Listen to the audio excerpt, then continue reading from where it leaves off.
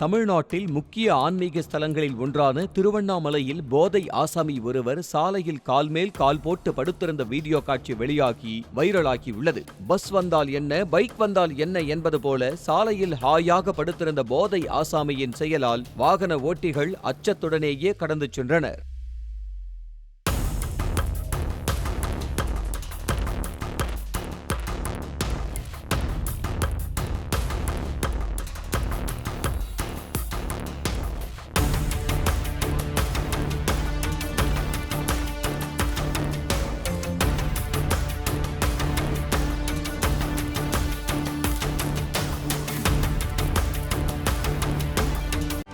செய்திகளை உடனுக்குடனும் துல்லியமாகவும் தெரிந்து கொள்ள சப்ஸ்கிரைப் பண்ணுங்க.